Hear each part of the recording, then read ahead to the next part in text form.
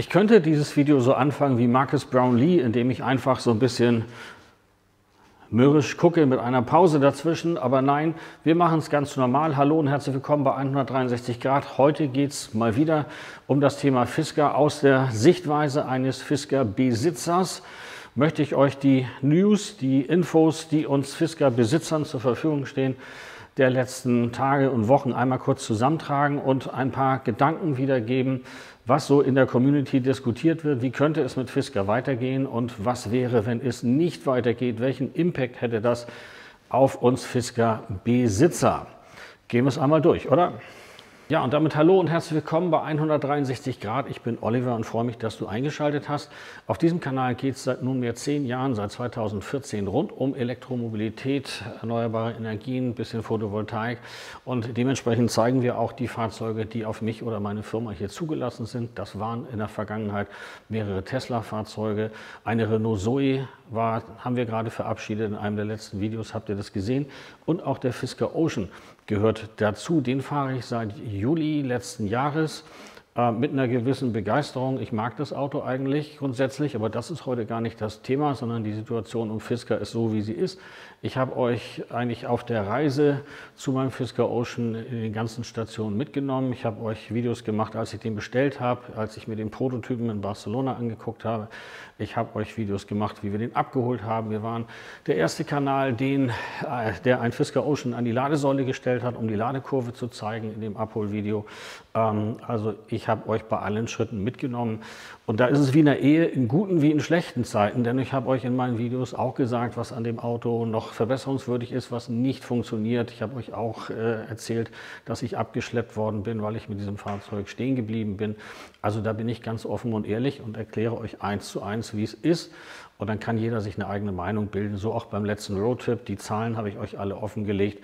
Und dann kann der eine schreiben, er verbraucht zu viel. Und der andere kann sagen, ich finde ihn gar nicht schlecht. Und so kann sich jeder eine eigene Meinung darüber bilden. So ist dieser Kanal angelegt. So, und wie in der Ehe, in guten wie in schlechten Zeiten, bin ich jetzt auch in schlechten Zeiten dabei, Fisker-Videos zu machen, denn da kann man sich ja nicht wegducken. Die Zeiten sind so, wie sie sind und das gehen wir jetzt mal durch. Die Fisker Inc., so muss man sagen, das ist ja der Mutterkonzern, die eigentliche Firma in den USA und auch der Hersteller dieses Autos und auch die Firma, die an der Börse gelistet ist. Die Fisker Inc., da wird immer geschrieben, Fisker ist pleite und so weiter. Das ist auch nicht, ja, das liegt zwar nahe, aber im Moment muss man zu dem heutigen Zeitpunkt, ich drehe das Video am Freitag, den 12. April um ca. 12 Uhr mittags, Stand heute aktuell, Fisker ist nicht pleite, ist nicht insolvent. Fisker ist in einer dramatischen Schieflage und es geht echt ums Überleben und es ist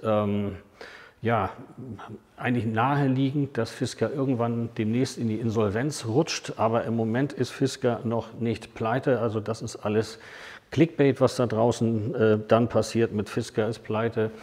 Bleiben wir bei den Fakten, also es geht nicht gut und es droht die Insolvenz, noch ist sie aber nicht da. Fisker hat im Moment als Marke eine irre Aufmerksamkeit, interessanterweise. Ich blende euch mal die Google Trends Kurve ein. Also als der Wagen auf den Markt kam, hatte er nicht mal so viel Aufmerksamkeit wie jetzt. Jetzt, wo das Kind in den Brunnen gefallen ist, wo Fisker die Insolvenz droht, da ist Fisker in aller Munde und jeder macht Fisker-Videos, um seinen Kanal nach vorne zu bringen und alle sind plötzlich Fisker-Experten. Ich wünschte mir, die Aufmerksamkeit hätte diese Marke gehabt, als dieses Auto auf den Markt kam. Und ja, ich wünschte mir noch ein paar andere Sachen. Ich wünschte mir auch, das Auto hätte damals schon fehlerfrei funktioniert, aber da kommen wir gleich zu. Gut, was ist mit Fisker Inc. los? Also nicht insolvent, aber es droht die Insolvenz und vielleicht ist sie auch nicht mehr lange entfernt. Es wird im Netz viel diskutiert. Einige sagen, das dauert noch einen Monat, das dauert 2 Monate, wie auch immer. Das kann ich nicht sagen. Uns fehlen da völlig die Einblicke, wie viel Geld ist noch da und an welchem Punkt ist es so weit, dass man Insolvenz anmelden müsste. Die Aktie, die Fisker-Aktie ist von der Börse delistet, die wird nicht mehr an der offiziellen Börse gehandelt. FSA war das Kürzel, sie wird abseits der Börse im außerbörslichen Handel gehandelt mit einem neuen Symbol FSAN und liegt bei 2 Cent ungefähr, so um und bei, mal ein Tick drüber, mal ein Tick drunter. Also es gibt eine horrende finanzielle Schieflage. Es droht die Insolvenz der Fisker Inc. Und was macht Fisker? Also zunächst einmal halten sie sich enorm bedeckt, was unter uns Fisker-Usern auch ein Kritikpunkt ist. Als die Sonne schien und es darum ging, dieses Fahrzeug vorzustellen, war Henrik Fisker überall, in aller Munde, bei LinkedIn rauf und runter. Jetzt ist still ruht der See, man hört und sieht nichts davon und wir Fisker-User hätten schon gerne Informationen, wie geht es weiter, an welchem Stand sind wir dann, und da kommt nicht viel. Das muss man sich ein bisschen selber zusammenreimen. Fisker als börsennotierter Unternehmen muss tatsächlich bei wichtigen Nachrichten immer ein Dokument rauslegen, ein 8K nennen die Amerikaner das, ein 8K. Da haben sie neulich an einem Tag, glaube ich, 3 Stück oder 4 Stück hintereinander publiziert. Die Daten, die da drin stehen, sind dann immer so, wir haben jemanden aus dem Vorstand entlassen, haben einen neuen Vorstand eingestellt, der kriegt $35.000 im Monat Gehalt. So, ja, toll. Es gibt eine Stundung, das heißt, es ist irgendein Kredit zurückzuzahlen gewesen. Das wird gestundet, man kriegt also einen Aufschub, der muss dann erst später gezahlt werden, für eine $500.000, die dann der Kreditgläubiger da bekommt als Entschädigung dafür, dass das Geld jetzt nicht zurückgezahlt wird. Also solche Mitteilungen gehen da raus und aus denen muss man sich quasi so ein bisschen zusammenreimen, wie es um die Firma steht, und da kommt jeder zu sehr unterschiedlichen Schlüssen. Kann ich gleich auch noch ein paar dazu sagen. Ja, was macht Fisker im Moment? Fisker hat die Preise für Neuwagen dramatisch gesenkt. Das habt ihr sicherlich mitbekommen. In den USA rund $24.000 sind diese Fahrzeuge billiger gemacht worden. Das heißt, ein Auto, das vorher um die $60.000 gekostet hat, kostet jetzt 38.000. Also der Extreme ist von $61.499 auf $37.499 gesenkt worden. Das ist schon eine Ansage für ein Auto mit einem 100 Kilowattstunden Akku. Der Sport, das unterste Ende, ist für rund $25.000 zu haben. Das ist die Variante mit dem kleinen Akku, 75 Kilowattstunden und Frontantrieb. Allerdings gibt es in den USA im Inventory keinen einzigen Sport. Also war eine riesen Schlagzeile, Fisker jetzt ab $25.000, aber es gibt ihn nicht. Das liegt daran, weil kaum Sports produziert worden sind, nur wenige 100 Stück, und die sind auch alle ausgeliefert worden, weil sie schon bestellt waren.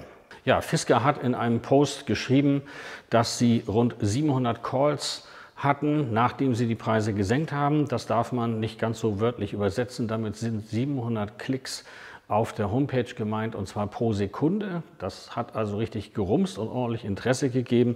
Aber die Frage ist natürlich, wie viele Leute steigen drauf ein und kaufen in der heutigen Zeit, wenn auch zu einem attraktiven Preis, ein Auto von einer Marke, über dem, ja, ich sage mal, das Damoklesschwert eine drohende Insolvenz schwebt, die sich in den nächsten Tagen, Wochen, Monaten realisieren könnte.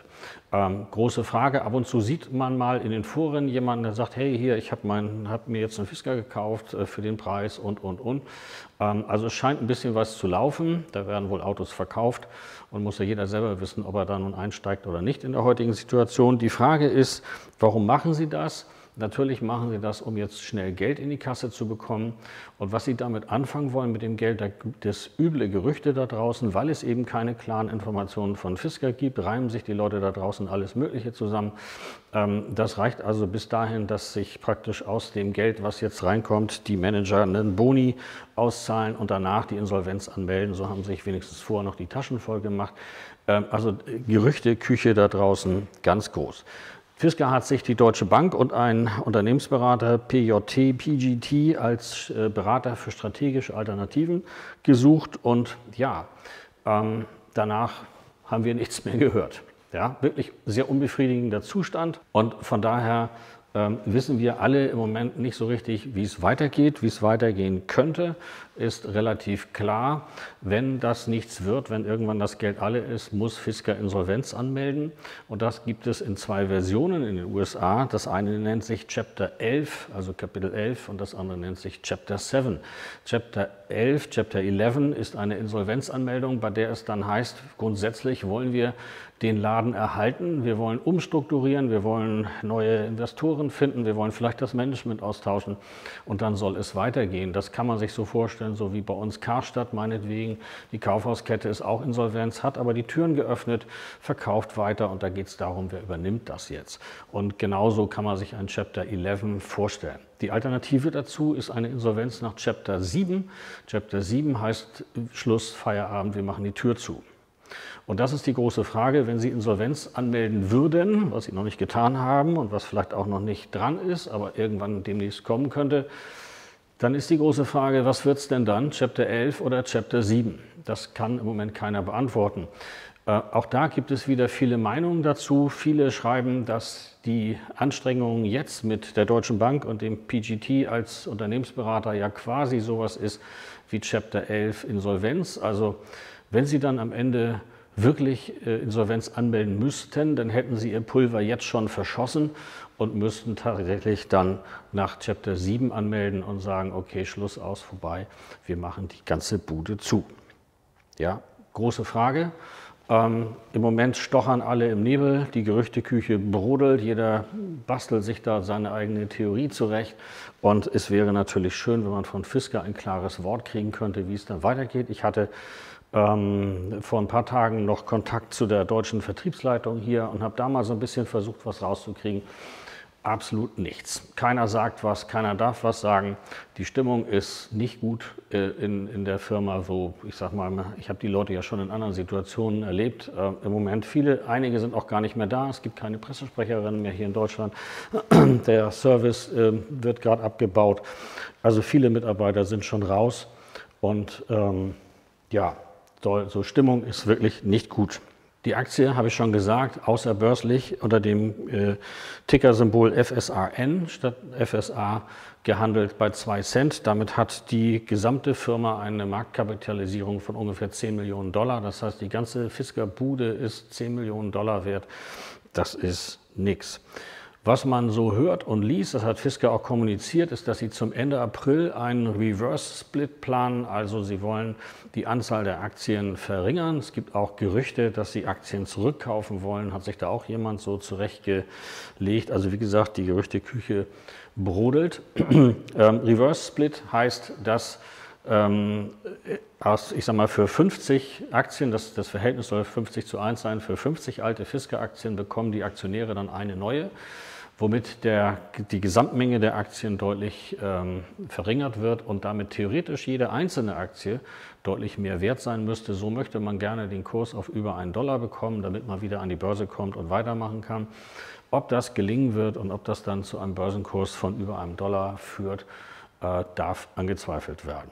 Ja, das muss man dann sehen. Aber das steht wohl aus, dass dieser Reverse-Split zum Ende des April geplant ist. Zumindest war das mal so kommuniziert. In den USA gibt es auch weiter Reviews und Meldungen. Es gibt ein paar Kanäle, die regelmäßig Fisker-Videos machen. Es hat in den sozialen Netzwerken ein bisschen geknistert, weil ehemalige Fisker-Mitarbeiter sich da über die Arbeitsbedingungen bei Fisker geäußert haben und gerade auch so das Management rund um die Familie Fisker angeprangert haben. Ich möchte dazu im Moment nichts sagen, weil ganz einfach so ein soziales Netzwerk, da postet jemand anonym seine Meinung und im Grunde genommen gehört dazu zu einer ordentlichen Bewertung die Gegenseite. Ja, dass man sagt, okay, der eine sagt, die haben den und den Fehler gemacht oder das und das, sie haben mich falsch behandelt oder wie auch immer, da müsste man im Grunde genommen zumindest mal eine zweite Meinung hören, einen zweiten Mitarbeiter hören oder den anderen fragen, wie war es denn wirklich, dann kann man sich da eine Meinung bilden. Also da wird jetzt im Moment richtig ausgekippt von irgendwelchen Mitarbeitern, die bei Fisker mal beschäftigt waren und sagen, hier, das und das war falsch und da haben die einen Fehler gemacht. Insgesamt ist aber so, dass die Marke Fisker oder das Auto Fisker ganz gut beurteilt wird. Doug DeMuro, das ist ja auch einer der größten Auto-YouTuber, der hat den Wagen auch mal vorgestellt und hat sich in seinem letzten Podcast auch geäußert mit 4,8 Millionen Abonnenten immerhin. You know what's interesting? We had one here in the office and I kind of liked it. It's great. I think it looks the cool. one we had a couple glitches. Now, Marquez Brownlee, and he kind of tipped all this thing off, and that kind of sent things slowing, in addition to Rivian already, or I'm sorry, Fisker already being in kind of a difficult place. But We had one in the office. I drove it. I thought it was pretty nice. Also das ist so ein bisschen, alle finden das irgendwie schade, aber man muss der Tatsache ja ins Auge gucken. Am auffälligsten ist wahrscheinlich die Situation um Sean Callahan. Sean Callahan ist auch ein Fisker-Besteller der ersten Stunde, und wenn man mir mal vorgeworfen hat in der Vergangenheit, dass ich ein Markenbotschafter für Fisker wäre, was ich nicht bin, bei Sean Callahan könnte man sich tatsächlich darüber unterhalten. Der hat tatsächlich jede Nachricht, die von Fisker kam, weitergeleitet, gepostet als Shorts-Video. Der hat alles zusammengesammelt, was es um Fisker gab, und hat sich da sehr für eingesetzt. Der hat sogar eine Plattform aufgemacht, ein Forum mit einer App dazu, das nennt sich Fiskerati, und dort wollte er dann richtig groß werden mit Fisker. Und das ist also so einer der ja, ich sag mal, auffälligsten Fisker-YouTuber und Fisker-Leute, die in den Social-Media-Kanälen über Fisker Informationen verbreiten. Der hat seinen Fisker Ocean jetzt nach wenigen Wochen tatsächlich verkauft und hat sich verabschiedet. Ja, das ist also ein Zeichen, das in der Fisker-Community richtig gerumst hat. Wenn das Gesicht sozusagen oder derjenige, der da am auffälligsten war, sagt, so Leute, ich sage tschüss, ich habe meinen verkauft und ihr könnt hier noch weiter diskutieren, aber ich bin raus. Das ist aber auch so der einzige auffällige. Alle anderen, die einen Fisker Ocean haben, behalten den im Moment. Es gibt vereinzelte Leute, die ihren Fisker verkauft haben, die sagen, ja okay, ist mir zu heiß, steigt jetzt aus. Die Preise, die da erzielt worden sind, liegen sehr unterschiedlich in den USA. Einige haben 40.000, 44.000 Dollar gepostet, dass sie das bekommen hätten für den gebrauchten Fisker Ocean. Der Kanal Edmunds Cars, auch ein Auto-YouTuber, der fährt auch einen Ocean. Die haben mehrere Autos im Fuhrpark und auch ein Ocean dabei. Der hat den Ocean mal bei CarMax vorgestellt. Das ist sowas wie, wir kaufen dein Auto. Und dort hat man ihm für ein Auto, das 3 Monate alt ist und 4.000 Meilen runter hat und über 60.000 Euro gekostet hat, rund 21.000 Dollar geboten. Ja, also im Moment ist das mit Aufkäufern, ich glaube nicht, dass Aufkäufer in der heutigen Situation daran interessiert sind, einen Fisker Ocean einzukaufen, wenn dann nur privat. Die allermeisten bleiben aber dem Fisker Ocean an sich treu und fahren den weiterhin. Ja, das ist die Situation der Fisker Inc. in Amerika, und jetzt ist die Frage, was ist mit uns in Deutschland? Für uns in Deutschland ist die Fisker GmbH ja die Ansprechpartnerin, eine der Vertriebsgesellschaften, die die Fisker Inc. in Europa gegründet hat. Klar ist aber auch, wenn die Fisker Inc. in den USA Insolvenz anmelden würde, dann glaube ich, ist es auch um die Fisker GmbH geschehen. Da machen wir uns, glaube ich, nichts vor. Fisker hat auch in Deutschland die Preise gesenkt. 20.000 Euro sind die Fahrzeuge alle günstiger geworden. Das ist natürlich attraktiv, ein 60.000 Euro Fahrzeug plötzlich für 40.000 Euro zu kriegen, mit einem 100er Akku und dieser Ausstattung. Das klingt jetzt erstmal verlockend, aber es gibt einen Warnhinweis, der auf der Fisker Homepage auch drauf ist und den ich hier auch mal 1:1 vorlesen möchte. Und das ist auch gleichzeitig meine Antwort. Ich habe viele Fragen von euch bekommen. Viele haben mich angemeldet und sagen, Mensch, Oliver, ich habe jetzt gesehen, die Fisker Ocean werden ausverkauft für den und den Preis. Und ich fand den irgendwie immer schon ganz toll. Und jetzt für 20.000 Euro weniger und dann noch mit der neuen Abschreibung aus dem neuen Gesetz 0,25 für Eigenbedarf. Ja, also wäre ich interessiert. Ist das was? Kannst du das empfehlen oder nicht? Diese E-Mails habe ich mehrere von euch bekommen und ich kann nicht anders als diesen Warnhinweis von der Fisker Homepage nochmal rausholen. Ich lese ihn nochmal vor. Aufgrund der aktuellen wirtschaftlichen Situation des Herstellers Fisker Group Incorporated und der Fisker Vertriebsgesellschaften in Europa besteht das Risiko von eingeschränktem Support und eingeschränkten Services für die Fahrzeuge. Käufer müssen mit einem dauerhaften Verlust der Durchsetzbarkeit von Sachmängelhaftungs- und Gewährleistungsansprüchen rechnen. Mit dem Abschluss eines Fahrzeugkaufvertrags nach dem 5. April 2024 erklärt der Käufer eines Fisker Ocean, dass er entsprechend informiert wurde und angesichts des beschriebenen Risikos dennoch einen Fisker Ocean erwerben möchte. Also im Klartext, wer in der heutigen Zeit einen Fisker Ocean kauft, ich habe meinen ja vor diversen Monaten gekauft, als eigentlich alles in Ordnung war und das hier nicht absehbar war, aber wer in der heutigen Zeit einen Fisker Ocean kauft, der muss sehr genau wissen, was er da tut. Und wenn er meint, dass er das vor sich, seiner Familie oder wem auch immer verantworten kann, dann mag das so sein. Für alle anderen, die ein Auto brauchen, mit dem sie jeden Tag zur Arbeit fahren und das auch einen Service um die Ecke kriegt, wenn der Wagen mal kaputt ist, wäre ich da sehr vorsichtig. Ja, und das müsst ihr euch sehr, sehr genau überlegen, ob ihr in der heutigen Zeit in einen Fisker Ocean neu einsteigt. Der Warnhinweis, glaube ich, ist sehr klar und ihr seid da draußen alle erwachsen genug, sodass ihr eigene Entscheidungen treffen könnt, und dementsprechend ist das meine Antwort an die Frage, kannst du einen Fisker Ocean zu diesem jetzigen Preis empfehlen? Gut. Die Preissenkung hat auch das Thema den Gebrauchtwagenmarkt erwischt. Es ist natürlich klar, es gibt in Deutschland ungefähr eine Handvoll Fahrzeuge bei Mobile. Das wechselt immer so, mal sind es 5, mal sind es 7, aber viele sind es nicht. Und die sind natürlich auch alle im Preis gesenkt, weil man für den Preis vorher ja auch einen Neuwagen kriegen konnte. Das ist nicht ganz ungewöhnlich. Mein letztes Auto vor dem Fisker war ein Tesla Model 3 Performance, für das ich seinerzeit noch über 60.000 Euro bezahlt habe. Und dann kam die Preissenkung. Da hat Elon Musk halt mal entschieden, wir machen das Auto mal 9.000 Euro billiger und greift einem da praktisch über Nacht in die Tasche. Und es war atemberaubend, den nachher zu verkaufen und zu welchem Preis. Also das ist im Moment im Elektroautobereich so, dass die Preise da im Spielball der Märkte sind.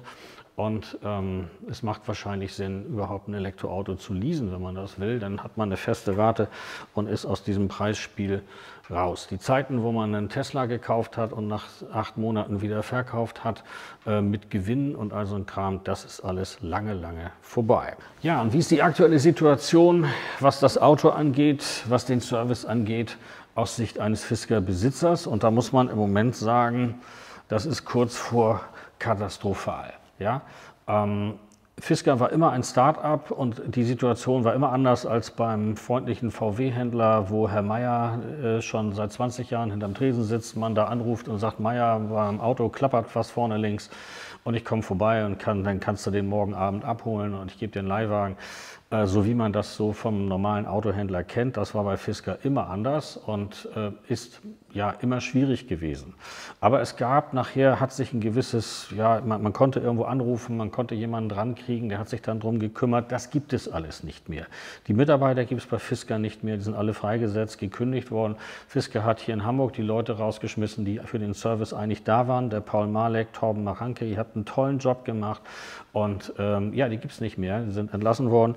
Und damit stehen wir Fisker-Fahrer jetzt so ein bisschen da. Es gibt noch das Service Center in Frankfurt. Da sind noch 2 Fisker-Mitarbeiter, komme ich gleich zu, wie das da abläuft, die wirklich ja, wahrscheinlich einen guten Job machen, aber doch ein bisschen auf verlorenen Posten kämpfen, denn 2 Mann für den Service sind viel zu wenig. Und es gibt ein Service Center in Grafingen bei München.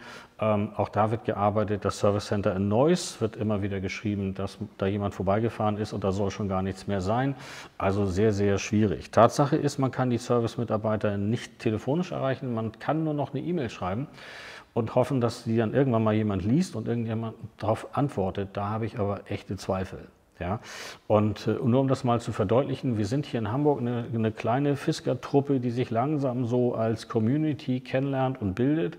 Wir treffen uns auch jetzt am Sonntag, den 21. April. Das heißt, wenn du als Fisker-Fahrer, Fisker-Owner im Norddeutschland Lust hast, mal ich sag mal, mit dazu zu kommen, dann 21. ist ein Sonntag, morgens um 10 treffen wir uns hier in Hamburg. Die Location verrate ich dir. Du kannst mich gerne anschreiben, wenn du mir nachweist, dass du einen Fisker Ocean hast, Foto oder wie auch immer, kannst ja mitmailen.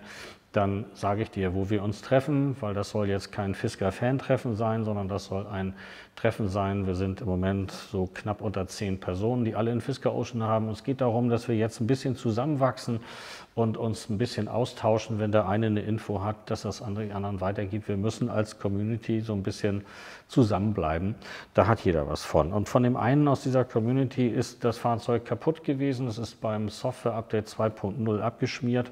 Das eine Steuergerät für den Schlüssel hat sich da verhaspelt und dann muss das Auto in den Service. Und das hat zur Folge, dass das Auto abgeschleppt worden ist nach Frankfurt.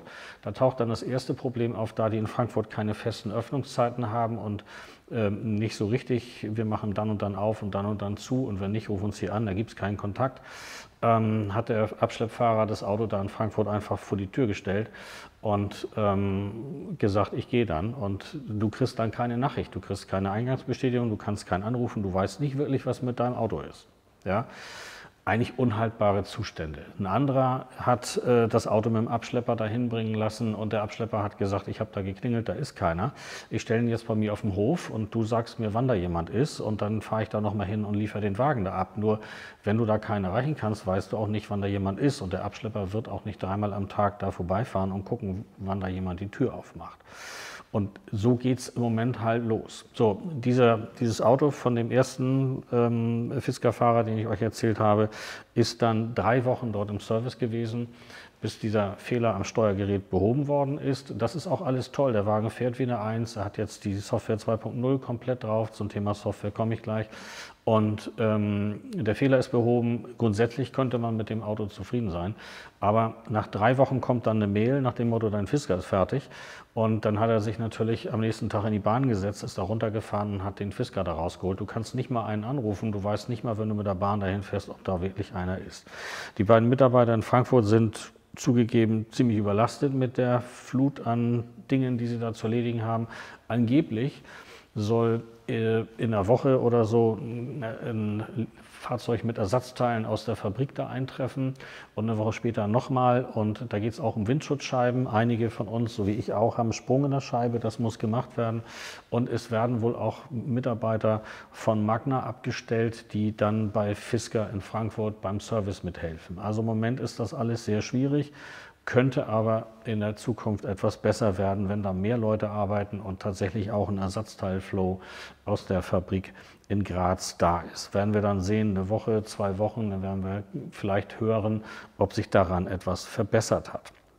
Was den Service angeht, so gibt es Dinge an dem Auto, die nur mit einem Notebook gemacht werden können. Und wenn es diesen Notebook nicht mehr geben würde oder man keinen Servicetechniker hat, dann geht das nicht. Zum Beispiel der California Mode, da wisst ihr, da gehen alle Scheiben runter. Wenn man die Batterie abklemmt von dem Auto, aus welchem Grund auch immer, und wieder anklemmt, müssen alle Fenster neu angelernt werden. Das ist bei jedem Auto so. Aber die kleinen Doggy-Fenster in der C-Säule, für die gibt es keinen Schalter, die musst du mit dem Notebook hoch und runter fahren, sonst gehen die nicht mehr auf und zu, wenn du den California-Mode betätigst. Das sind so Kleinigkeiten, für die man dann den Notebook braucht. Die Frage ist, was wäre, wenn?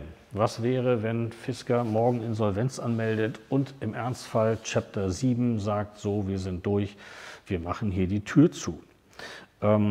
Das ist natürlich jetzt anders als beim Verbrenner. Beim Verbrenner, der nicht so sehr softwaregesteuert ist, da kann man sicherlich sagen, da wird das irgendwie weitergehen. Ich sage, mein Beispiel ist immer ein Saab.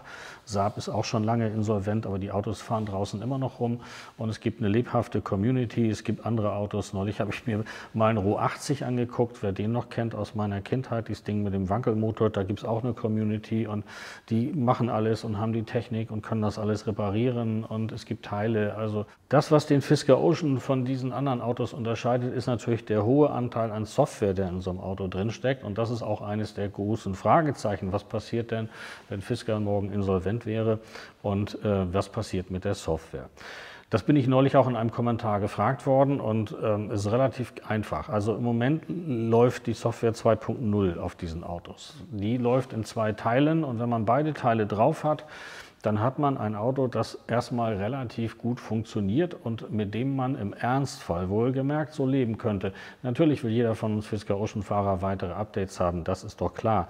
Aber wenn das Auto erstmal fehlerfrei fährt und man laden kann und eine Ladeplanung hat und die Klimaanlage läuft und der California-Mode läuft und eigentlich die ganzen Features, die man so in den letzten Monaten kannte und kennt, die funktionieren, dann könnte man im Falle einer Fisker-Insolvenz durchaus damit leben. Angesagt ist noch die Software 3.0, die soll auch fertig sein. Und bei 3.0 gibt es im Grunde genommen nur die Sprachbedienung über Alexa. Hey Alexa, ruf meine Mutter an oder was auch immer. Da bin ich kein Freund von, dass mein Auto in der Amazon Cloud mithört. Ist mir egal. Was aber auch ein Thema dort wäre, ist das Thema Zweitschlüssel, NFC-Karte, ganz wichtiges Thema. Wir haben für den Ocean alle nur einen Schlüssel. Ein Zweitschlüssel wäre gut, das kann eine NFC-Karte sein.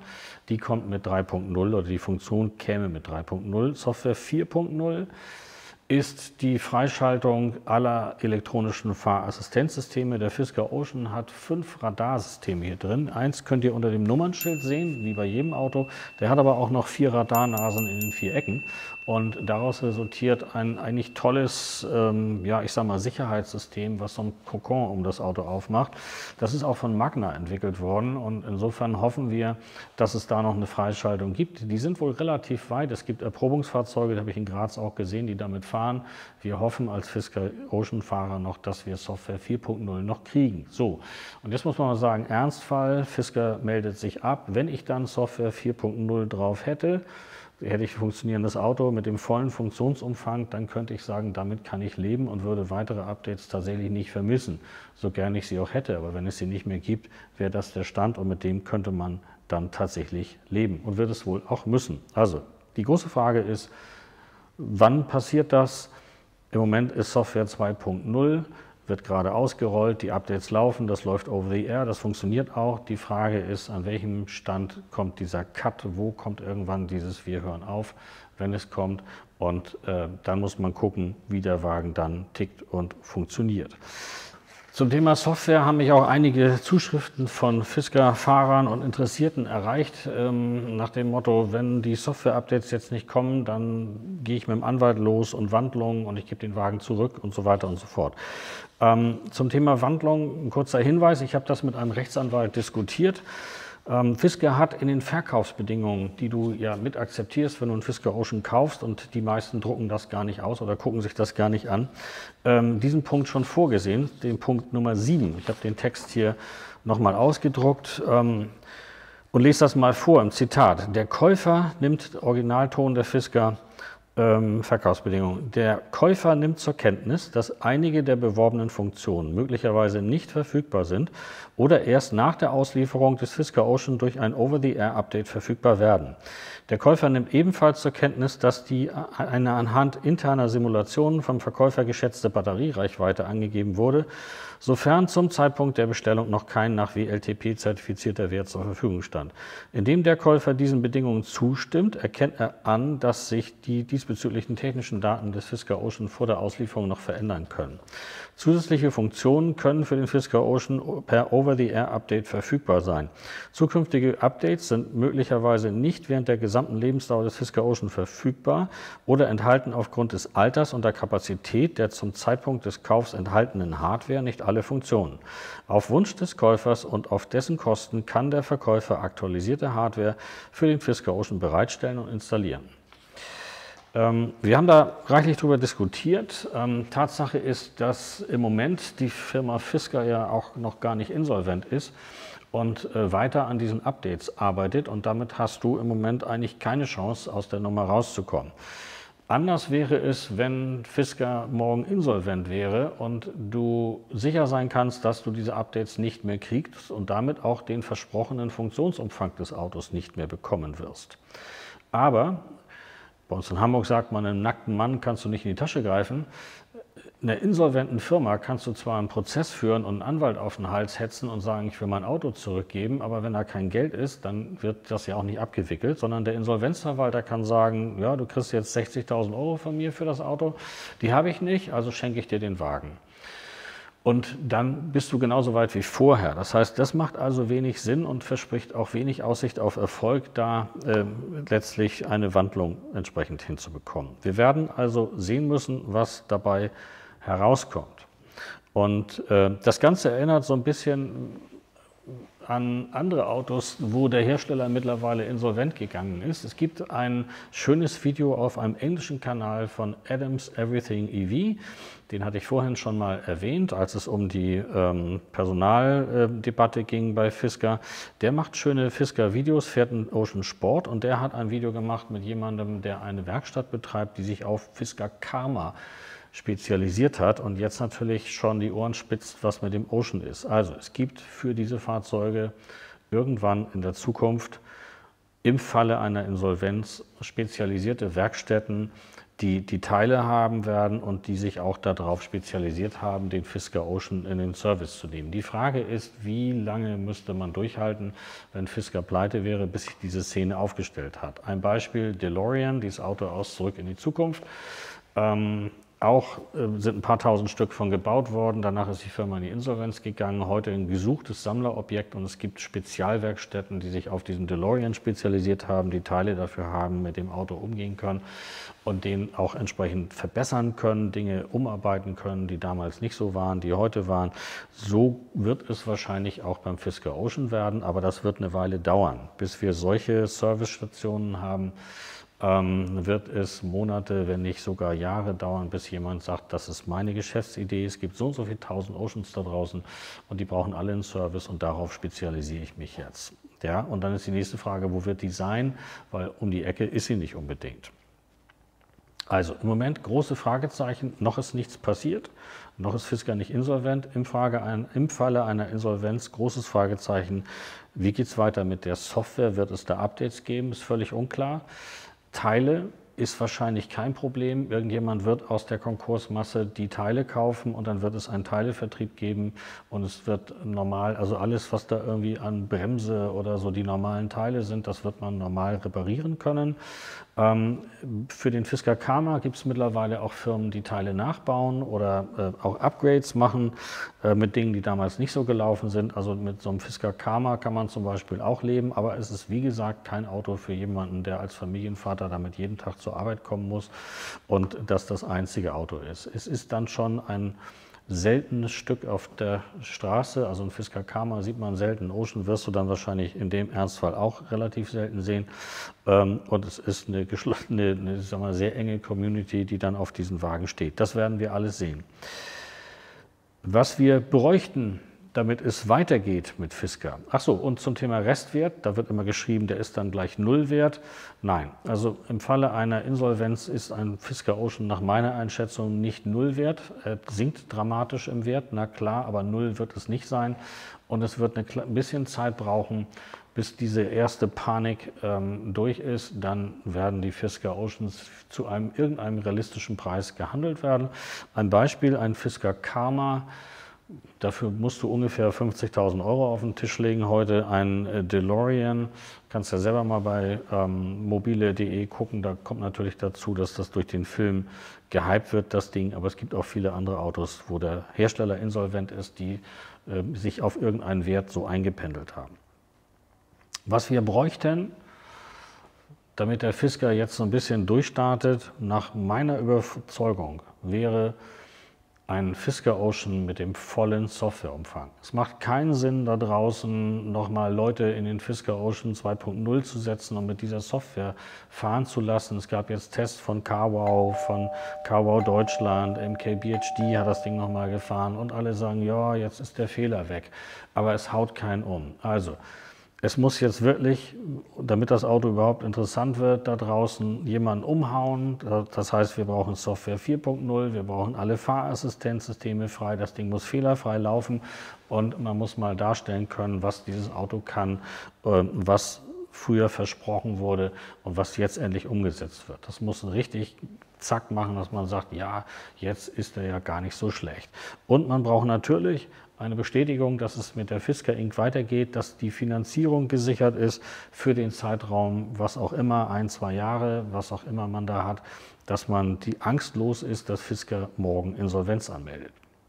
Und in der Zeit ist es, wie gesagt, Zeit, dass wir als Fisker-Besitzer ein bisschen enger zusammenrücken. Es gab schon mal die Idee, einen Verein zu gründen oder so, der Fisker-Besitzer.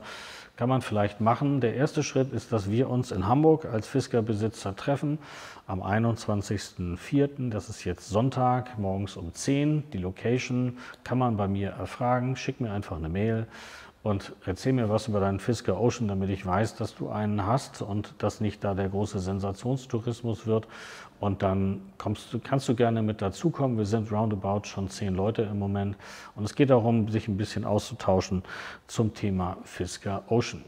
Lasst uns über das Thema Fisker gerne diskutieren. Ihr könnt gerne hier unter dem Kanal posten, eure Meinung. Wie geht es weiter? Wenn du einen Fisker Ocean hast, wie gesagt, komm doch gern dazu. Und ansonsten sehen wir uns im nächsten Video, das dann wahrscheinlich etwas anderes sein wird als der Fisker Ocean. Und keine Angst, ich behalte ihn. Also ich habe ihn nicht verkauft und habe ihn auch noch nicht irgendwo inseriert zum Verkauf. Ich möchte ihn gern behalten und weiter Fisker Ocean fahren und ich wünsche mir, dass es mit der Firma Fisker auch irgendwie weitergeht. Wir sehen uns im nächsten Video.